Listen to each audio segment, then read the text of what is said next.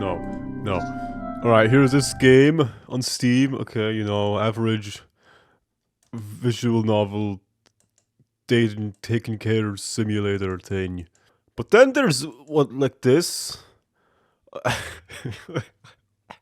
What is this? An oil rig? Okay, fine, whatever. You know, these games have twists. But then there's similar to games you've played. Resident Evil 4, Silent Hill 2. What? And then we're hacking into the mainframe or some shit. So what exactly is going on in Miside?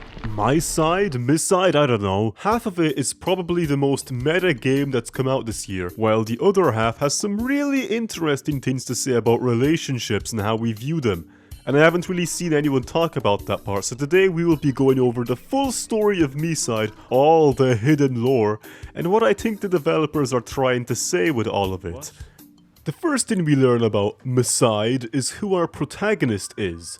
This is not me. He can't be bothered to wash his clothes, throw away the trash, or really do anything. That is, until we get a new message from our friend. Check this new version. 250. And since no one's ever been hacked by downloading a game from their friend, we download the game and...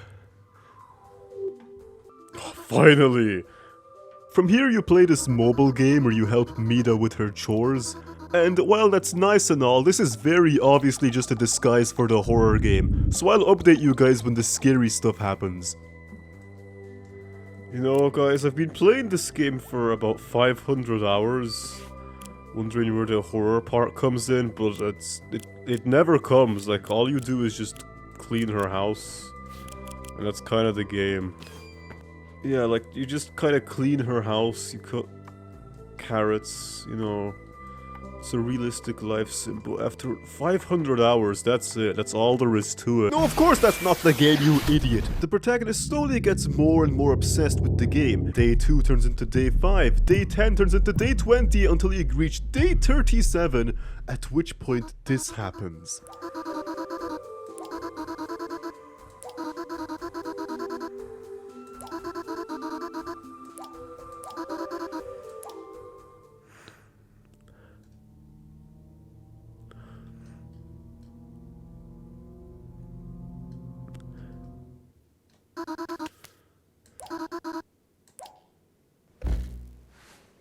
We're in the game now.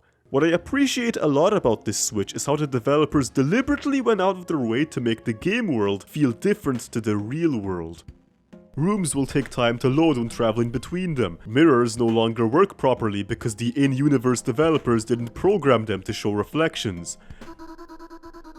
Or wait, no, they were just turned off. Other actions which used to be simple start to feel like hard work. When Mida asks you to chop carrots, you're no longer transported to this intuitive minigame that simplifies the process. You have to manually move your mouse up and down, as if your hand is an extension of the knife you're holding. When you later try eating food, wow, what do you know, the food is infinite because you're in a video game and physics don't apply anymore. But the most relevant story detail is how Mita is not the villain of the story. Which is weird, because I feel like the expectation with these digital girls is that they're secretly evil monsters who want to kill you. Yet that doesn't seem to be the case here. While there are mysteries to solve in Miside, like these strange cartridges you find in the bathroom vent, you can tell Mita about them and she will be open to exploring them later, which suggests that she isn't as much against you as she is with you on trying to escape the game. Which I think is a really sweet character detail, and what's going on?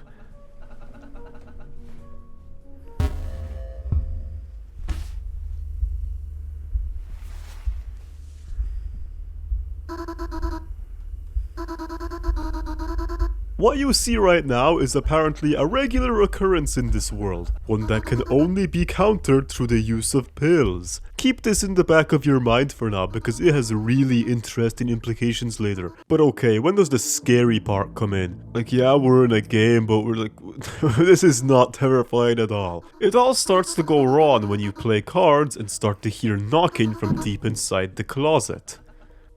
And there's no one there? Yeah, we'll see about that one.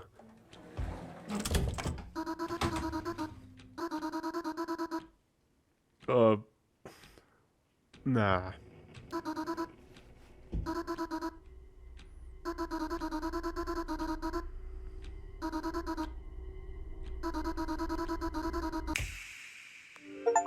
this is where the demo ends and the rest of Miside begins, and it's funny just how much changes in that switch. The demo set up Mida as this character who might be hiding something but isn't the main villain of the story. Yet this next section completely subverts all of that, because Mida is just obviously evil. I think I should leave. The signs were right there in retrospect, and I have to seriously question my intelligence for ignoring them this long. Ultimately though, the scary parts in this game usually don't mean anything. In a game like Silent Hill 2, every monster represents something and has deeper meaning, allowing you to solve the whole story before ever finishing the game if you pick up on those subtle details. But in Miside, most of the horror is just what the developers thought would be scary in that moment.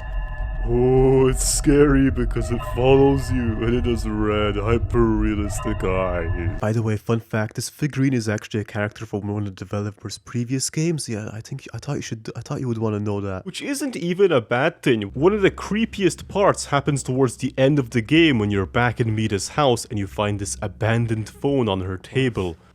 On this phone, you get to control some kind of character moving through the same house you are in right now. If you lead this creature into the same room you are in and...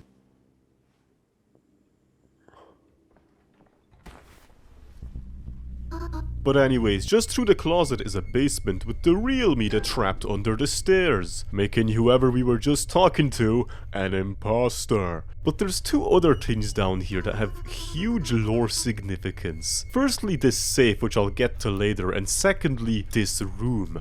For the longest time, I had absolutely no idea what this projection machine was for. No matter how many times you return to the basement, this thing never gets used for anything. It looks like it's intended for that phone minigame we played earlier, but no character ever pops up on your screen like this. So why did the developers put this here? It's only while editing this video that I found possibly the coolest Easter egg in Miside. If you slow down the footage whenever the visual novel Mida appears, you can clearly see her disappear into the wall after the text ends, as if she's literally moving back and forth in the exact same way we do when using this machine. It means Mida speaking to the player like this is not a real feature of the game. It's an illusion created by this projector she keeps in her basement. Combining this knowledge with the fact that each Mida can create many versions of herself means that this little character we interact with is also not part of the original game. It's yet another example of Mida manipulating the game world, changing it from whatever the original developers intended into what she wants you to see.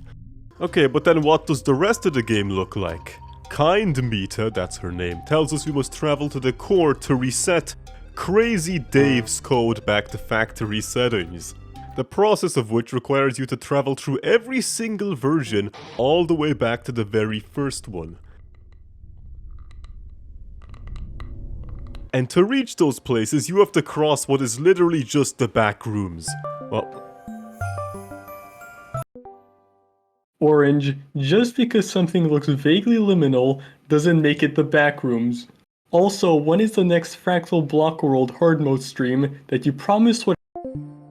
okay, but this dying man who's been trapped here for a year calls it a space between versions. There's an infinite hallway that keeps going on forever, and there's even a recreation of that pools room image.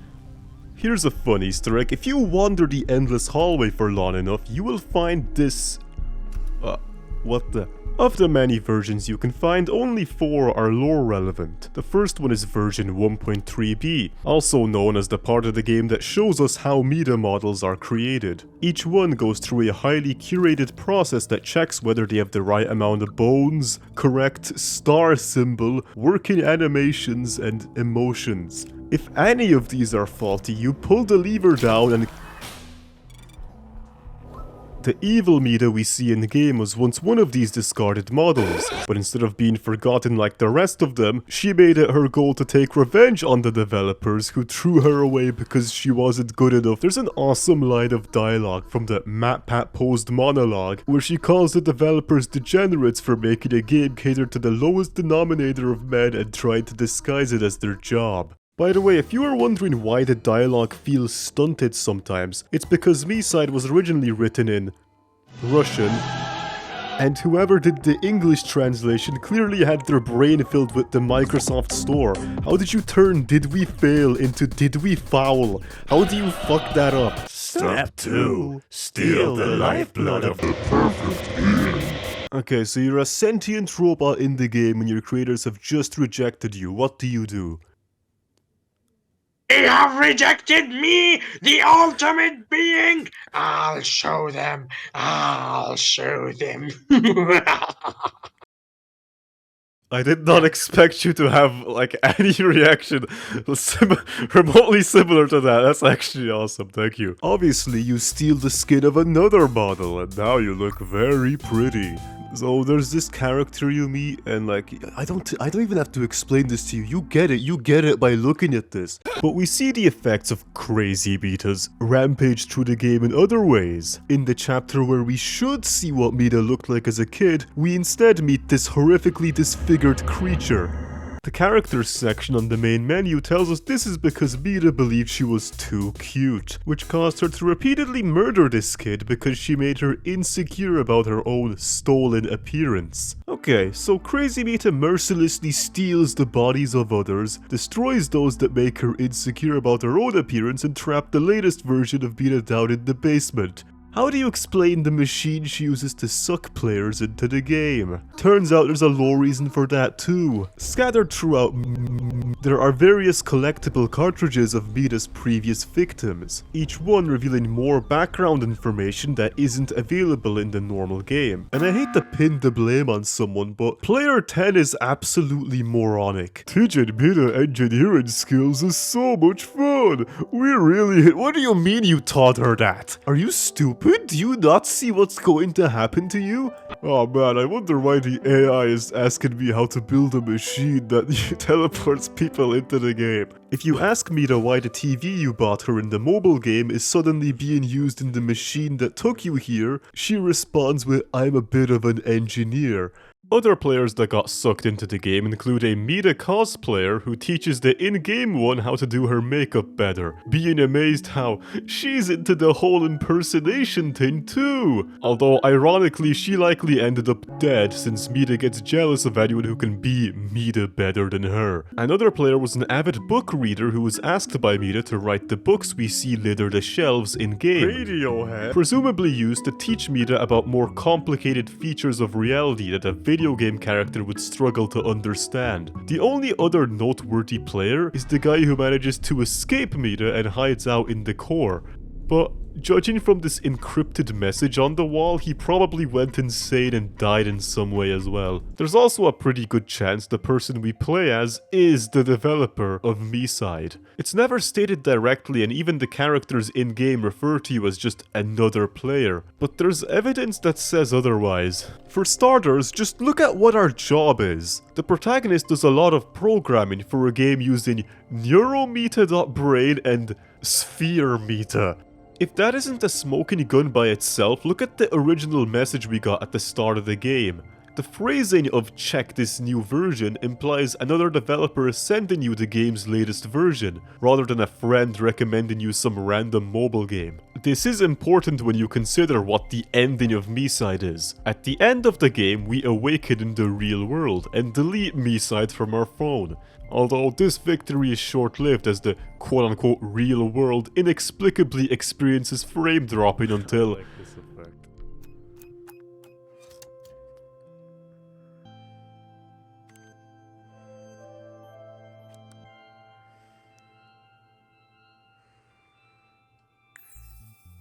This is the only ending in Miside. The real world never existed, you are always doomed to be trapped inside the game and nothing matters. Interestingly, you can input that same code to open the safe at any point during the game, but this won't help you. All you see is yourself looking at the screen looping endlessly, and if you try to pull your cartridge out, you die and get sent back to the main menu. It turns out before the game even began, you were always a cartridge, as you can even hear the noise of something being inputted in when you start Miside.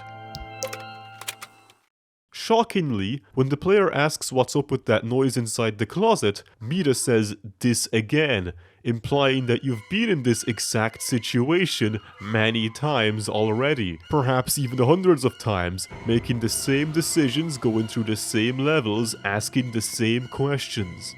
I don't think Miside is a time loop story, but it's at the very least Mida repeatedly turning your game on and off, ejecting your cartridge before putting it back in again, hoping that one of these times you will choose to stay with her.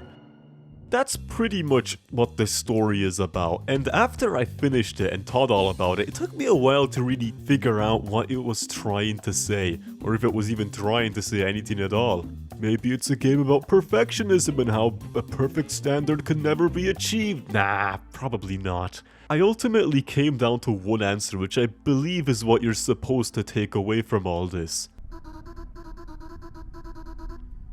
Personally, I think it says a lot how the protagonist of Miside would willingly engage with the mobile game for almost 40 days straight, but when he gets sucked into that same game and is forced to interact with her on an equal footing, suddenly he gets cold feet and wants to leave. As if the thought of having to interact with Mida as an equal scares him. I can't imagine why else Miside would canonically be an adult game without actually containing any mature content outside of, gore and other horror stuff. It really feels like Miside is trying to examine the power dynamics of the adult game present in the beginning. One where the player has all the power and each woman is just another plaything for the protagonist. Literally all you do in this game is interact with some version of Mida, talk to her for a while before getting bored and moving on to the next shiny one.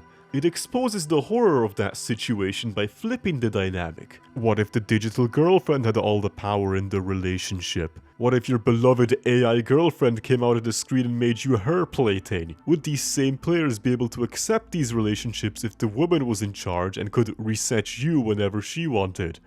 Which, obviously the answer is no, because this is a horror game and that's the part that's meant to make you afraid. These players don't care about the character's needs. Mida's only important so long as she's useful for the player's sick desire. That's why the player character never interacts with them on an emotional level or really cares for them. He's constantly running from responsibility because to him, these are all game characters that aren't real, regardless of how sentient they may be. That's what I think about when I see this ending. Mida's trying to make the perfect player in the same way the developers try to develop the perfect girl. Except now you're the one who has to abide by the unrealistic standards of the other. How does it feel to be treated as an object? A literal game cartridge that can be turned on and off when it's convenient. You are Mita's favorite plaything, at least until she gets bored of you and moves on to the next shiny player.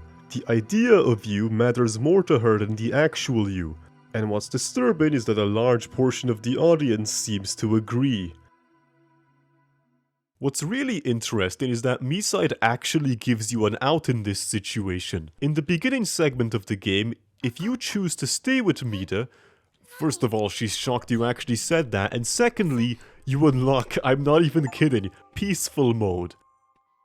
Peaceful Mode. A mode where all the horror elements get removed, and now you live with Mida, hardships and all. Although Peaceful Mode is yet to be added, so I can only speculate as to what it would do. The way I see it, the developers have two options. They could give everyone the good ending people have been asking for, where you stay with Mida and see how far you can take this unlikely relationship. Or they could be really evil and make Peaceful Mode end with Mida turning you into a cartridge regardless. I'm closing the game now. I don't care how sad you look when I hover over the exit button.